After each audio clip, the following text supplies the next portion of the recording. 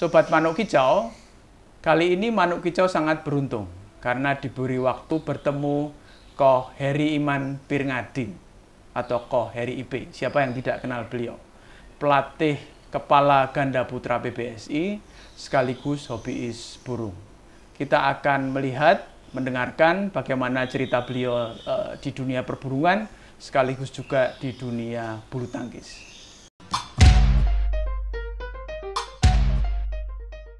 Jadi waktu itu ada semacam beda gap gitu ya antara Anis Merah dengan Murai Batu ya. Ya. Lalu akhirnya Murai Batu perlahan-lahan mulai naik dengan mengajak pemain-pemain Sumatera supaya masuk ke Jawa. Gitu. Nah Om, sekarang ini dengan kondisi Murai Batu yang sudah sangat populer ya, saya kira dia number one lah ya, nomor satu untuk burung. Ya. Tantangannya apa sekarang? Ya, tantangannya sekarang kalau menurut saya untuk dari segi perlombaannya ya, jadi dengan semakin maraknya hampir semua kicau mania main murai dan nilai transaksinya juga besar ya, peternak juga banyak dan banyak EO yang ngadain lomba. Menurut saya salah satu kuncinya ada lomba itu harus benar-benar apa adanya. Boleh dikatakan bilang secara kasarnya itu harus fair play. Tapi ini yang jadi problem di kicau mania, fair play itu. Memang masih semua masalah ya? Bermasalah karena semua EO menyatakan mereka fair play bla bla, tapi kenyataannya prakteknya di lapangannya masih ada tanda kutip, masih belum terlaksananya. Memang agak sulit, banyak kepentingan itu. Kalau fair play ini nggak jalan Om, apa yang akan terjadi? Ya, dia akan menurut saya kan dengan pengalaman saya ini ada penurunan orang mau ikut berlomba-lomba, ikut lomba seperti itu. Jadi akan sedikit menurun kalau lomba itu tidak fair play. Memang banyak pihak yang bermain di lomba itu ya, mulai dari EO, dari pemainnya, dari juri. Jadi tidak bisa kita menjudge satu pihak aja. Ini kan ada penjual dan ada pembeli. Kira-kira kayak gitu. Kalau dari sisi organisasi Om, itu bisa nggak ditertibkan? Misalnya gini, saya melihat perbandingan dengan organisasi perkutut ya. Itu kan sentralistik. Ada pengda-pengda, provinsi, kabupaten. Betul. Kalau di kicau ini kan agak berbeda ya? Ya, beda. Jadi tantangannya lebih besar ya? Lebih besar, lebih sulit karena awal mulanya terbentuknya itu agak sedikit boleh dikatakan dibilang bebas. Siapapun bisa membuat satu EO. Kalau di perkutut itu kan terorganisir sekali, ada induknya. Jadi nggak bisa semua orang, individu atau organisasi bisa sendiri gitu. Kalau di ocean agak sedikit berbeda. Memang yang sudah terlanjur ya. Jadi awal mulanya yang sedikit menurut saya agak salah. Gitu. Jadi terlalu mudah untuk membuat satu organisasi perburungan seperti itu. Jadi tidak bisa terkontrol dengan satu sistem, karena ini memang urusannya arahnya balik lagi ke bisnis seperti itu.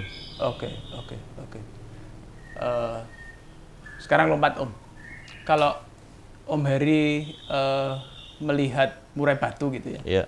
Dan menilai apakah burung itu prospektif atau tidak, mempertimbangannya untuk menjadi burung juara atau tidak, itu apa saja Om pertimbangannya? Ya pasti kan yang nomor satu kita lihat di lomba, ya yang lebih realnya itu waktu mereka digantang, baik itu lomba besar, lomba kecil sama aja, ya kan. Di lomba digantang ada beberapa ekor atau 40-50 ekor itu saya baru bisa menilai. Pasti yang pertama saya nilai kan durasi mereka kan bunyi. Lama bunyinya kan, kira-kira lebih ngadu burung itu lebih kurang kalau di BOB itu antar 12 menit ya.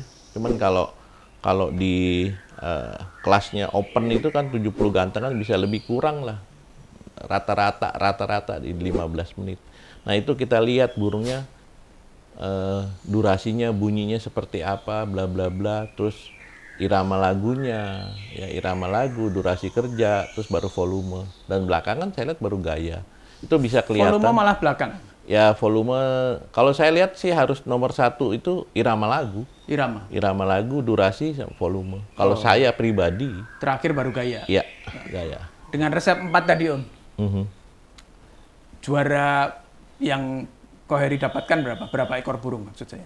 Saya untuk sekarang yang kualitas kualifikasi untuk standar nasional saya baru ada 3. 3 ekor. 3 ekor yang sudah terbukti gitu loh, sudah bukan versi saya, maksudnya sering ikut lomba, sering masuk gitu. Itu dalam waktu berapa tahun? Ini udah tahun ini yang paling signifikan ya. Prestasinya cukup baik. Tahun lalu masih, karena burung ini baru muda. Masih muda? Muda-muda. Masih muda. Ya, yang satu 3 tahun, yang satu 2 tahun. Gitu. Jenis apa Om? Murai batu. Maksudnya apa, dari daerah mana? Oh enggak, itu hasil tengkaran. Tengkaran ya? Ya, yang satu itu memang dari saya beli sama teman dan udah dari alam ya, tapi kalau lihat dari gerak-geriknya ya burung dari Aceh. Aceh ya. Itu satu. Kedua, yang kedua lagi yang PM itu Putra Mandala itu hasil tangkaran. Hasil tangkaran. Ya, jadi udah oplosan ya? Iya, udah gennya tangkaran, ya? Gennya udah ketahuan. Oke. Nah, itu tangkaran. Jadi untuk dilestarikan juga gampang ya? Ya. Bisa di-breeding lagi? Ya, karena ya kalau menurut saya sih murai sekarang sudah hampir seluruh Indonesia bisa breeding dimanapun. Bisa. Dan itu yang bisa melestarikan dan bisa tetap konsisten di lomba burung. Iya. Seperti itu. Kalau anis merah kan belum, sekarang sudah ada sih yang nangkar tapi masih belum banyak. Dari sisi teknis mungkin lebih susah ya? Ya, anis betul, merah ya? betul. Lebih sensitif. Lebih sensitif. Ya. Ya. Jadi kalau di Bali kan hanya dilepaskan Alam, gitu betul, aja, betul. cuma dikontrol. Iya. Ya, oke.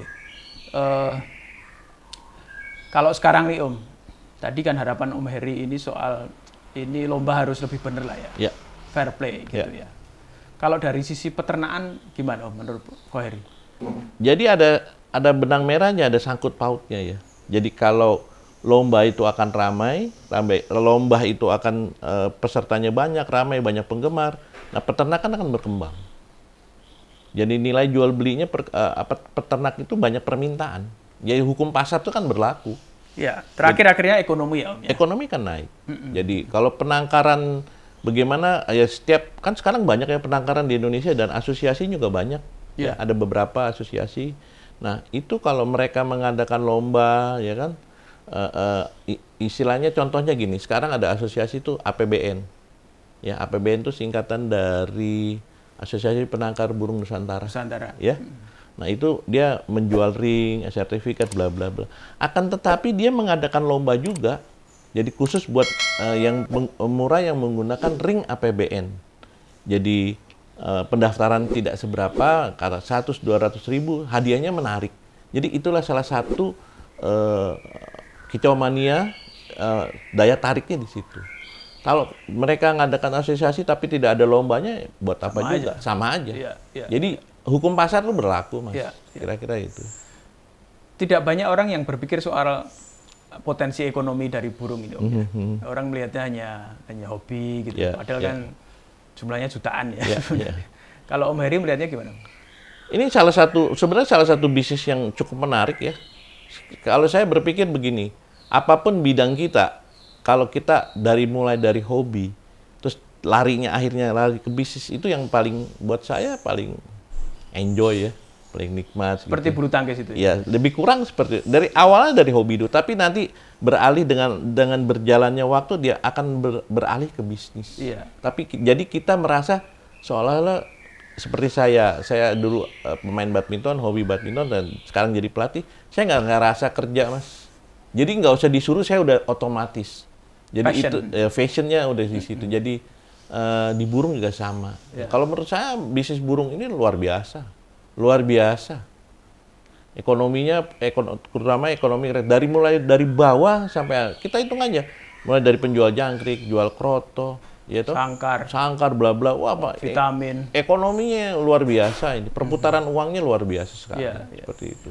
Saya dengar Harvard School of Economy itu waktu itu pernah menghitung ya, Om Heri ternyata jadi salah satu narasumber ya. Iya, saya lupa tahunnya. Harvard itu datang ke saya survei.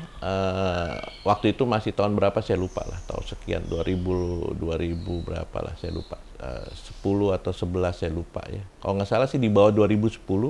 pernah survei ke saya, nanya bla bla bla, saya tanya buat apa? Ini perbandingan menghitung uang yang beredar di perburungan seluruh Indonesia dari Jawa sampai Bali. Nah, kebetulan ya saya kasih informasi yang saya tahu gitu. Jadi memang dia di luar perkiraan lah. Di luar perkiraan ini perputarannya ini miliaran. Iya. Puluhan miliar katanya. Kira-kira itu. Oke, sip.